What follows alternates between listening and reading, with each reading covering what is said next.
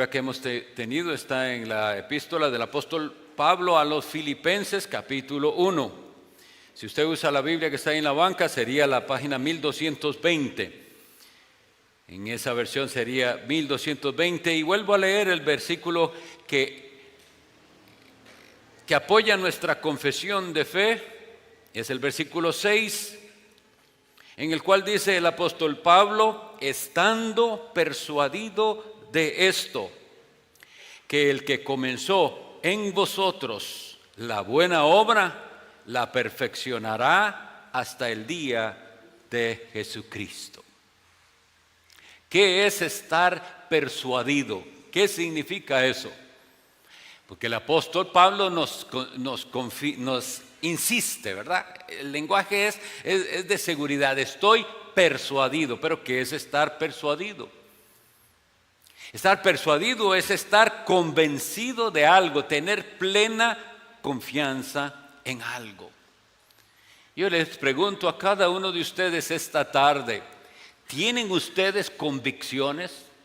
¿Son ustedes personas que tienen convicciones que abrazan firmemente? ¿O qué tan firmes son las convicciones suyas? Hace más de 50 años, cuando yo era un niño, yo fui criado en iglesia evangélica y tenía un amigo católico. Y hablábamos sobre religión. Y aunque no crean, a los 10 años ya yo tenía mis argumentos para hablar. Y llegó un momento en el que la discusión terminó así.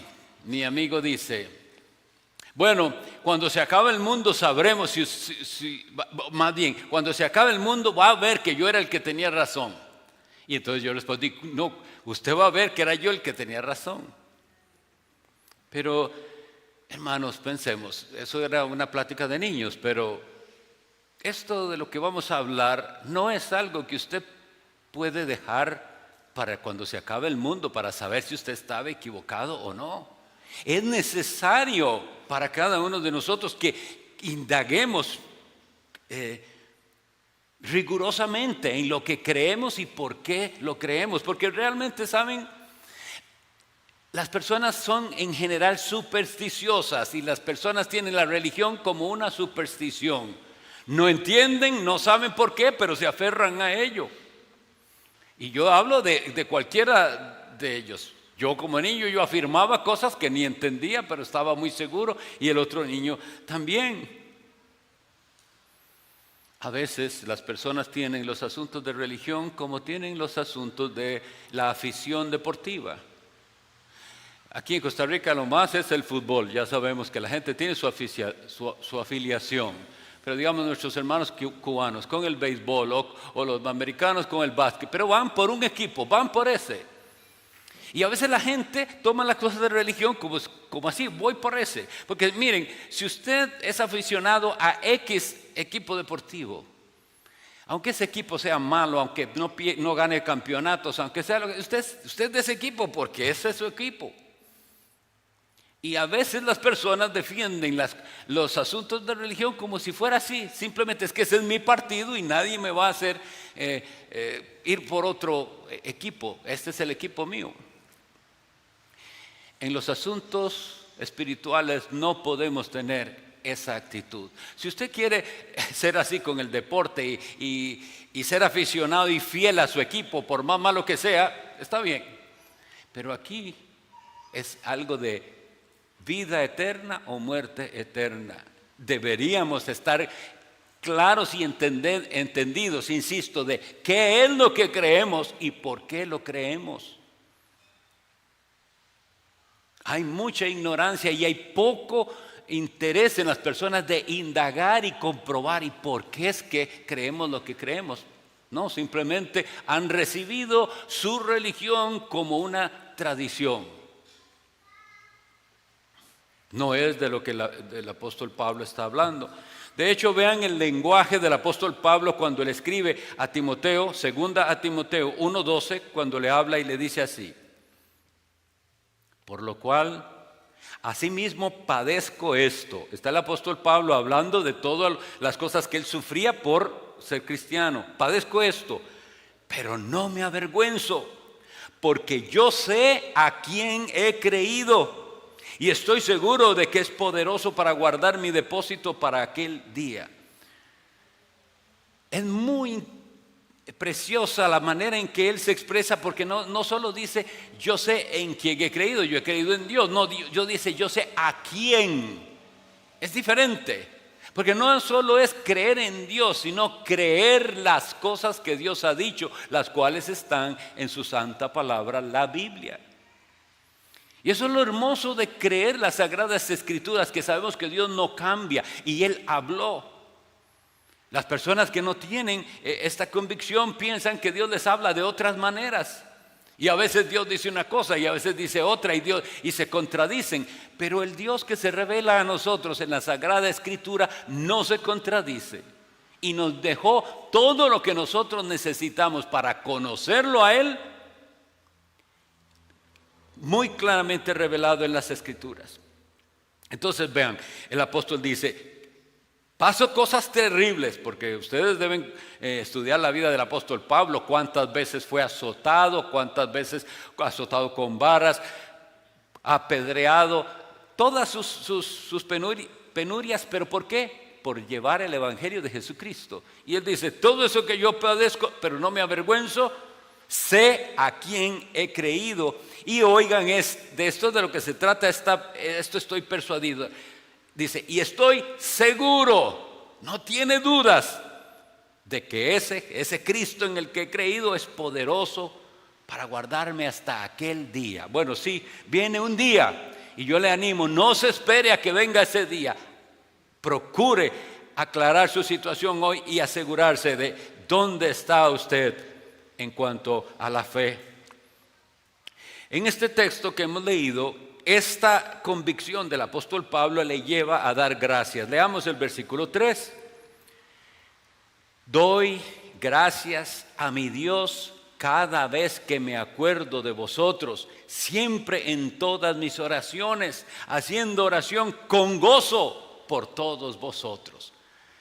Esto es la manera en que nosotros deberíamos orar con gozo.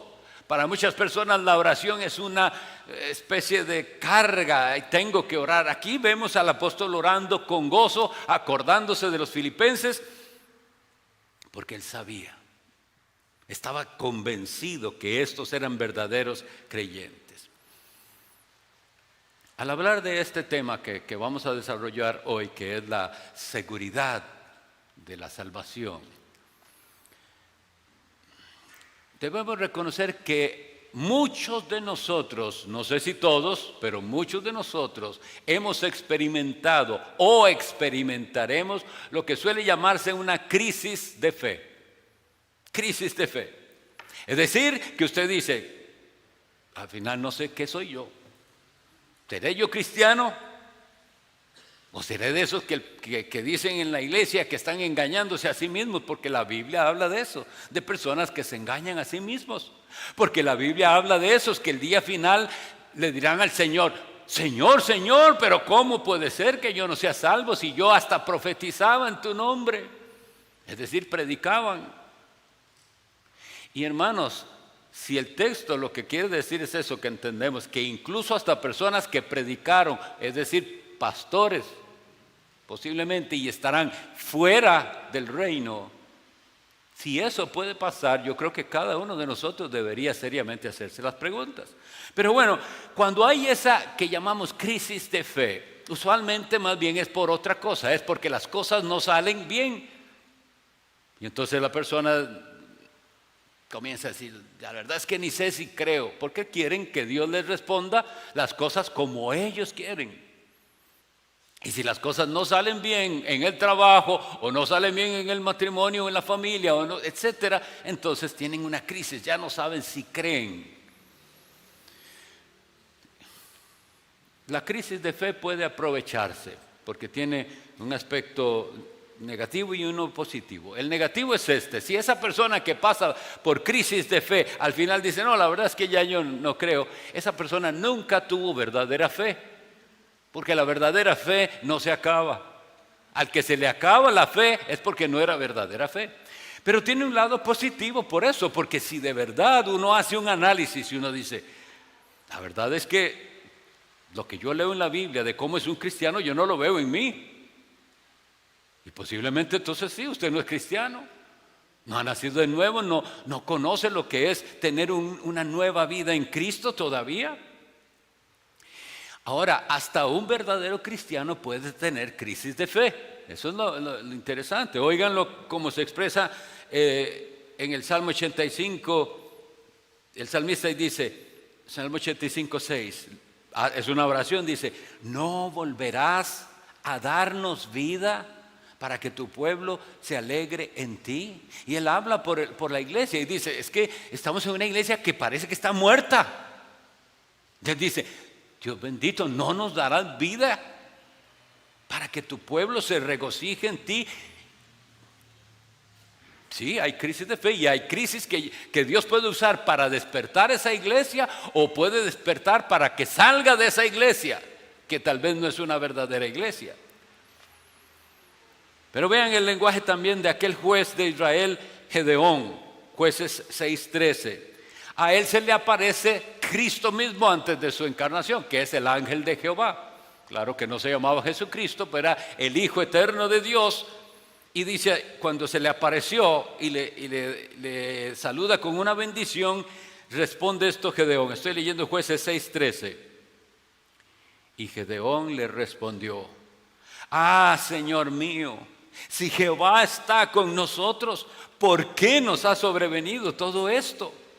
¿Y dónde están todas sus maravillas que nuestros padres nos han contado? Ellos hablando de la salida de Egipto. Pero entonces ven el corazón de Gedeón. Él está dudoso. Dice, yo creo, pero es que veo que no me coincide. Si Jehová está con nosotros, ¿por qué nos ha sobrevenido esto? Bueno, es precisamente esa la pregunta que quería el ángel que él se hiciera. Y es la pregunta que Dios quiere que usted se haga. Si usted verdaderamente es de Cristo, ¿por qué cree que le han pasado las cosas que le han pasado? ¿No cree que es para que usted despierte en su conciencia? ¿No cree que es para que usted reconozca, claro que me ha pasado todo esto porque aquí está la mano de Dios atrayéndome a Él? Más bien entonces, de esa crisis de fe puede salir algo muy bueno. En ese versículo que estamos leyendo que dice, estando persuadido de esto, ¿verdad? El apóstol Pablo convencidísimo de lo siguiente, que el que comenzó en vosotros la buena obra, la perfeccionará hasta el día de Jesucristo. ¿Que quién es ese que comenzó la buena obra? En general las personas creen que ellos han buscado a Dios. Eso es lo que en general las personas piensan. Y eso es lo que sienten. Y yo busqué a Dios y fui a la iglesia. Pero no corresponde con la realidad de lo que Dios nos revela en su palabra. El apóstol Pablo dice en Romanos 3, 10, 11, como está escrito. Es decir, el apóstol Pablo dice, es que lo dice la Biblia. No soy yo, Dios lo dice, como está escrito. No hay justo ni aun uno. No hay quien entienda. No hay quien busque a Dios. Esa es la condición del ser humano. Así es como es el ser humano. Entonces, si nosotros vamos a leer donde dice, el que comenzó en vosotros la buena obra, sepa que el que comenzó no fue usted. Usted no es el que ha comenzado la buena obra de la salvación. De hecho, todo intento que sea del ser humano tiene su fin. Yo pienso que podemos aplicar las palabras de aquel sabio o erudito Gamaliel que se registran en Hechos 5:38, cuando él le habla a los que estaban persiguiendo a los discípulos, ¿verdad? Que estaban tratando de decirles, no prediquen el nombre de Jesús. Y él les dice lo siguiente, apartaos de estos hombres y dejadlos, porque si este consejo o esta obra es de los hombres, se desvanecerá. Pero si es de Dios, no la podréis deshacer. Yo creo que esas palabras se pueden aplicar al que de verdad tiene fe. Si a usted se le desvanece, si usted dura en la iglesia solo un tiempo, eso era cosa suya. Es obra de los hombres que se desvanece. Pero cuando es obra de Dios, no la puede deshacer nada, ni los malos tiempos, ni todas las cosas que se nos vienen en contra cuando queremos seguir a Cristo. No pueden, porque es obra de Dios. Entonces vayamos adelantando. ¿Cuál es la tal buena obra que dice él? Estoy persuadido de esto, que el que comenzó en vosotros la buena obra. ¿Cuál es esa buena obra? Santiago capítulo 1 versículo 18 nos dice lo siguiente. Él, Dios, Él de su voluntad nos ha engendrado por la palabra de verdad para que seamos primicias de sus criaturas. Nos ha engendrado o nos ha hecho nacer. En la Biblia se habla de este lenguaje de nacimiento y de nuevo nacimiento. Pero parece que no le ponemos atención a lo que significa. Díganme, ¿quién aquí de los que está puede levantar la mano y decir que usted nació cuando usted quiso nacer? Usted nació cuando Dios quiso que usted naciera y nació donde Él quiso que usted naciera y le dio los padres que Él quiso que usted tuviera. Si entendemos eso con respecto al nacimiento natural, deberíamos trasladar lo mismo al nacimiento espiritual. Esto no funciona así como que hoy yo diga, hoy quiero nacer de nuevo, voy a nacer de nuevo. No, porque no tiene sentido comparándolo con lo que es nacer. Nacer es algo que no puede hacer el que nace. Es algo que se hace por Él, es Dios que lo hace por Él. Entonces dice, ¿y cómo hizo Dios? Él de su voluntad os ha engendrado o hecho nacer por la palabra de verdad. Por eso tenemos que estar bien convencidos de que es por la palabra. Si no es por la palabra, si es por sentimientos o emociones, a usted se le pasa. Pues lo llevamos a un lugar, a una actividad bien agradable en la que usted se siente bien y tal vez hasta emocionalmente y llora un ratito, pero eso se le va a pasar. Es obra de hombres. Cuando es Dios por su palabra, eso no se acaba. Es Dios mostrando el gran poder que Él tiene para hacer nacer a una persona. Más claramente lo dice nuestro Señor Jesucristo en el Evangelio según Juan capítulo 6, los versículos 28 y 29. Atentos a este texto, mis hermanos. Juan 6, 28 y 29. Entonces le dijeron, son los fariseos y los judíos le dicen a Jesús, ¿qué haremos para realizar las obras de Dios? O como dice la otra versión, para poner en práctica las obras de Dios. ¿Qué haremos?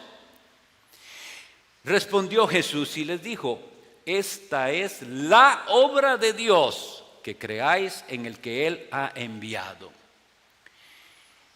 Por favor, analicemos este versículo y entendámoslo, porque lo que ellos le preguntan y lo que Jesús responde, si no se entiende bien, no entenderemos esta seguridad de salvación.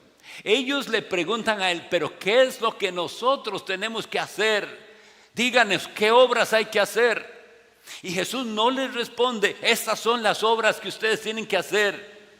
Jesús les responde, esta es la obra de Dios. Esto es lo que solo Dios puede hacer, que ustedes crean en su Hijo Jesucristo. No lo puede usted hacer por usted mismo ni con su capacidad. Es una obra de Dios. Y cuando Él hace esa obra y usted cree en el Hijo de Dios, entonces oigan lo que sucede. Y esta es la voluntad, dice el mismo capítulo Juan 6, pero el versículo 40. Y esta es la voluntad del que me ha enviado, ese es Dios Padre, que todo aquel que ve al Hijo y cree en Él tenga vida eterna, y yo lo resucitaré en el día postrero. ¿Ha visto usted al Hijo de Dios? Ustedes pueden entender entonces que esto es algo espiritual, porque no estamos hablando de visiones. Estamos hablando de ver a Jesús, el Hijo de Dios, por la fe y creer en Él como verdadero Dios y verdadero hombre, único Salvador de los hombres. Pero aquí asegura, el que cree en Él tiene vida eterna. Pero para poder tener vida eterna y creer, usted tiene que haberlo visto. Pero si usted no sabe de Cristo y no va a la palabra de Cristo para conocerlo a Él, ¿cómo va a verlo? Estoy hablando de los oídos, de los ojos espirituales. Vaya a la palabra de Dios. Miren cómo se expresa igual el apóstol Juan, capítulo 14, versículo 17. Hablando del Espíritu Santo, dice: el Espíritu de verdad, al cual el mundo no puede recibir, porque no lo ve ni lo conoce, mas vosotros lo conocéis, porque mora en vosotros y estará en vosotros. Lo que quiero que vean es que esa frase ver la usa tanto para Cristo como para el Espíritu Santo. Usted debe ver, pero no físicamente, sino espiritualmente. Ver al Hijo de Dios como debe verlo y entender que solo usted lo puede ver así por la acción del Espíritu Santo en su vida. Estoy persuadido que el que comenzó en vosotros la buena obra. Más preguntas para poder responder esto. Y sobre todo si usted está en crisis de fe, debe hacerse esta pregunta. ¿Usted percibe, revísese usted mismo, percibe en usted la buena obra que Dios ha hecho? Nosotros en esta iglesia tenemos todo un procedimiento. Cuando alguien quiere unirse a esta iglesia, hay un proceso pastoral, ustedes saben, visitas, conversaciones. Y después de todo eso, se le guía a la persona a dar un testimonio público en el que se le hacen unas preguntas. Y ustedes notarán que una pregunta es siempre: ¿qué ha hecho Cristo en su vida? Si usted piensa ser cristiano, pero no me puede decir qué ha hecho Cristo en su vida, yo dudo muchísimo de que usted de verdad sea cristiano. Porque usted debería poder decir, tal vez no con lujo de palabras, pero usted debe poder decir que usted lo ha visto a Él, que usted lo conoce, que Él le cambió su vida, que usted cambió de rumbo en la vida cuando lo conoció a Él. Y esto no es obra de los hombres, es obra de Dios. Insisto, no se quede sin contestar esta pregunta. ¿Ha percibido usted la obra de Dios en su vida? Porque la obra de Dios, vuelvo a insistir, es que creáis en el que Él ha enviado. Esa es la obra de Dios. No es que, dejé los vicios, ya me estoy portando bien. No volví a estar, está bien, deje todo lo malo, le va a hacer bien. Todo vicio y mala práctica que usted tenga, si usted la deja, le va a ir mejor. Claro que sí, pero eso no es ser salvo. Tiene que conocer al Hijo de Dios y verlo como debe verlo. Porque si usted lo viera como Él es, lo amaría. Y si usted de verdad lo amara, le seguiría. El apóstol dice que esa obra que Dios ha empezado, Él la completará. ¿Qué significa eso de que la completará? Bueno, nuestra fe tiene que ir creciendo y creciendo. Y a veces tenemos lo que dije ahí, crisis de fe. Pero es hasta el final donde se dirá, ¿murió en fe o no murió en fe? ¿Murió creyendo o no? Leí una historia terrible y no sé si ustedes saben quién fue Billy Graham. Fue un gran evangelista de los Estados Unidos, pero así de esos de grandes multitudes, siglo XX. Pero hubo otro que fue compañero de él y que también tenía ese talento para hablar a multitudes, pero no terminó igual. Aunque estuvo también metido en las cosas no terminó igual. Al final de sus días todavía dijo, se expresó de Cristo, no ofendiéndolo ni blasfemándolo, sino simplemente manifestando que él no creía. Él piensa, fue un gran hombre, eso fue lo que dijo, fue un gran hombre. Pero un gran hombre no nos puede salvar, tiene que ser el Hijo de Dios. Dice el apóstol Pablo, y el Dios de paz os santifique por completo, y todo vuestro espíritu y alma y cuerpo sea guardado irreprensible para la venida de nuestro Señor Jesucristo. Irreprensible significa que no tiene acusación en contra, Así queremos llegar al día final y así es necesario que lleguemos al día final. Y solo Dios puede hacerlo. Solo Dios puede hacerlo. Yo considero que hay muchas cosas que nosotros ignoramos de los tratos de Dios con el alma de las personas. Porque hay personas que tardan mucho en morir.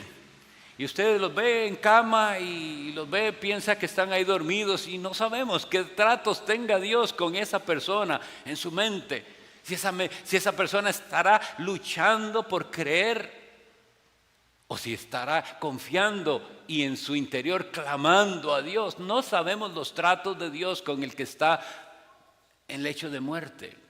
Pero lo que sí sé es si esa persona es de Cristo y si hubo una obra en su vida, la promesa de Dios es que lo hará llegar hasta ese punto en el que va a ser presentado irreprensible delante de Dios. Finalmente, tengamos un momentito para reflexionar en la parte final del versículo. Hemos leído, estando persuadido, es decir, convencido sin lugar a dudas, de que el que comenzó en vosotros la buena obra, es decir, Dios mismo, no obra de hombre, obra de Dios, la perfeccionará hasta el día de Jesucristo. Entonces, no se queda usted ahí, el Espíritu Santo comienza esa obra de santificación. ¿Recuerdan aquella predicación? Sin santidad, sin salvación. El Espíritu Santo va a ir perfeccionando progresivamente, pero nos habla de algo. ¿Hasta cuándo? ¿Cuándo se acaba eso? Hay gente que ya se cree buena, que ya se cree buen cristiano, que cree que ya llegó. No ha entendido. De hecho, entre más usted camine con Dios, entre más camine cerca de Dios, se va dando cuenta más seriamente de sus pecados. Pecados que usted ni veía antes, ahora iluminado por el Espíritu Santo, se da cuenta. Y yo que me creía buen cristiano, y vea cómo la palabra me hace ver mis pecados. Pero Él promete llevarnos hasta el final. ¿Hasta dónde? Hasta el día de Jesucristo. Esta misma frase se usa en otras partes y quisiera leerlas para que vean y confirmen. Hay un día que la Biblia llama el día de Jesucristo. Primero de Corintios 1:8 dice que también os confirmará hasta el fin para que seáis irreprensibles para el día de nuestro Señor Jesucristo. Filipenses 1:10 dice para que aprobéis lo mejor aquí mismo, a fin de que seáis sinceros y sin ofensa para el día de Cristo. Filipenses 2:16 dice, reteniendo la palabra de vida, para que yo pueda gloriarme en el día de Cristo, de que no he corrido en vano, ni en vano he trabajado. Y esto es algo que yo les puedo decir como predicador, que este sentimiento del apóstol Pablo yo lo llevo en mi alma. Y se los he dicho más de una vez, pero se los seguiré repitiendo. En aquel día, cuánto desearé yo volver a ver entre los miles y millares de salvados delante del trono de Dios y poder verlos a ustedes ahí. Aquí está, aquí está, aquí está.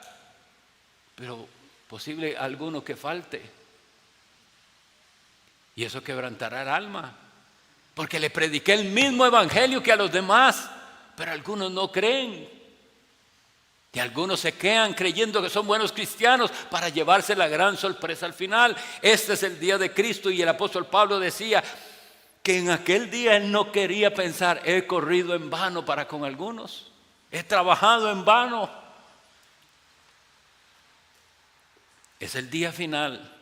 El apóstol Pedro le llama el día de Dios, esperando y apresurándonos para la venida del día de Dios. Es el día de Cristo, en el cual los cielos siendo encendidos serán deshechos y los elementos siendo abrasados se fundirán. Hermanos, viene un día, pero nosotros de ver tantas películas y tonteras pensamos cuando leemos la Biblia que es otra película. Esto es real. Esta es la verdad, esto sucederá. Es el día de Dios. ¿De dónde viene el deseo entonces para traer consuelo a sus almas? Preguntémonos también, ¿de dónde viene el deseo que hay en el corazón de muchos de nosotros de crecer en santidad? ¿De dónde creen que viene? ¿Creen que es que ustedes son super cristianos que desean ser santos? No, es el Espíritu Santo de Dios que nos anhela celosamente. Es la obra del Espíritu que nos lleva a desear crecer en santidad. Pero esa misma evaluación nos confronta. Y aquellos que no parecen tener deseo de crecer en santidad, bueno, muy posiblemente Dios no ha empezado ninguna obra ahí. Porque Dios al que salva lo incluye en este camino de santidad, lo inicia. Lo más que necesitamos es pedir al Espíritu Santo de Dios y creer la promesa de Cristo. Cristo hizo esta promesa en el Evangelio de Lucas capítulo 11, versículo 13. Les dice a sus discípulos: pues si vosotros siendo malos, cada vez que yo paso por ahí hago la pausa porque queremos ignorar que Cristo dijo eso. Si vosotros siendo malos, somos malos. Sin Cristo somos malos. Pero dice, si vosotros siendo malos, a pesar de que somos malos, ¿sabe qué sí sabemos hacer? Dar buenas dádivas a nuestros hijos. Todo el que tenga hijos sabe de qué está hablando Cristo aquí. A pesar de que somos malos y pecadores y torpes, a nuestros hijos quisiéramos darles siempre lo mejor. Todo padre, yo sé que asiente de corazón conmigo, es lo más que deseamos, el bien de nuestros hijos. Pero Jesús les dice, y si vosotros que sois malos, deseáis dar lo mejor a vuestros hijos, ¿cuánto más vuestro Padre Celestial dará el Espíritu Santo a los que lo pidan? Lo dará a los que lo pidan. Si a usted de verdad le interesa salir de las dudas y saber si usted es cristiano o no, doble las rodillas y pídale a Dios el Espíritu Santo. Y pida que venga el Espíritu Santo a darle luz y entendimiento de quién es Cristo. Con gran dolor yo tengo que decir que en muchas iglesias lo que piensan del Espíritu Santo son locuras. Son locuras. No, el Espíritu Santo no sirve para hacer temblar a la gente ni hacerlo desmayarse y esas tonterías. El Espíritu Santo le hará a usted ver a Jesús como nunca lo había visto. Y le hará entender que usted necesita que Él lo perdone, que lo lave con su sangre. Y Él le dará su Santo Espíritu para que aprenda a caminar con Él. Pida con insistencia. Demuestre que usted de verdad desea el Espíritu Santo, que es llamado también en la Biblia el sello para el día final. Oremos. Dios Padre Todopoderoso, clamamos a ti, confiando en tu mucho amor y misericordia. Actúa por tu palabra que ha sido expuesta. Ten misericordia de los pecadores. Conforta el ánimo de tu pueblo en el nombre de Jesús. Amén.